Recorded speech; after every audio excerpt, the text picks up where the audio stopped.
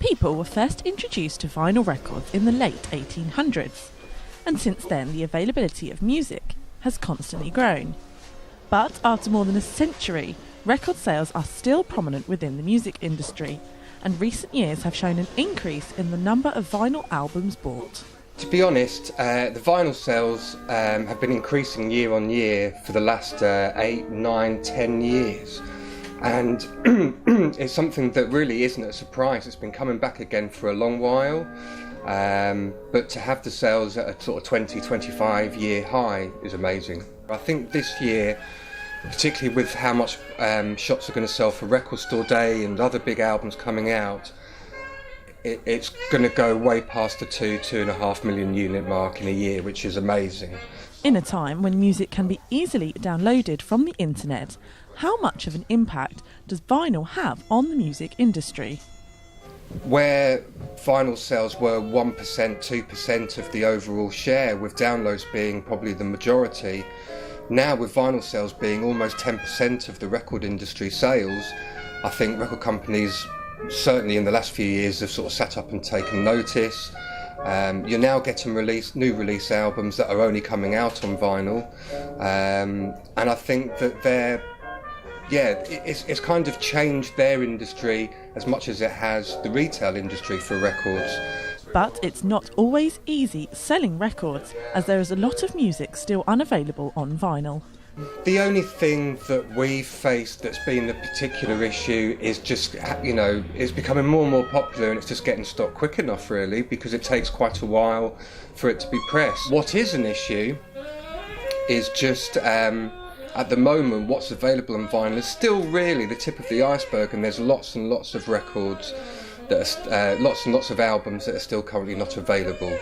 But record companies are slowly getting around to it. So what is it about vinyl records that makes them so popular?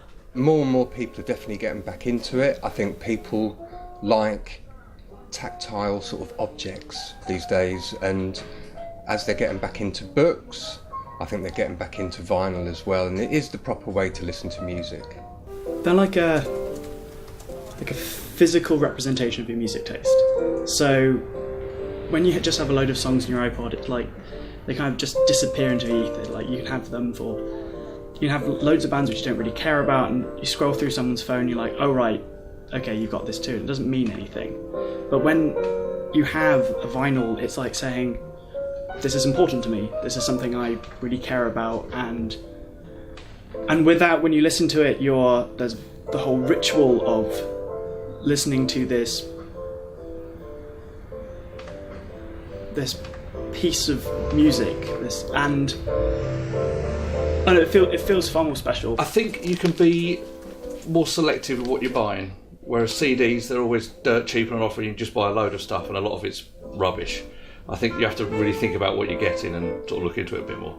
And for those within the vinyl community, it seems they can still remember the first record they ever bought. Well, I've been collecting for, nearly 33 years now. Was when I first bought my first record with my own pocket money.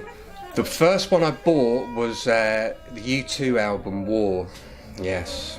The first one I ever bought would have been, I think, a Status Quo Greatest Hits album in about 1992 or something like that, I think. The first vinyl album I bought was from here, actually. It was California by Blink-182. Since he opened his vinyl shop 2.5 years ago, Rob is looking to move into a bigger premises to keep up with the demand in record sales, and he feels vinyl will continue to be loved for a long time to come. Katura Sestine, for That's Cambridge.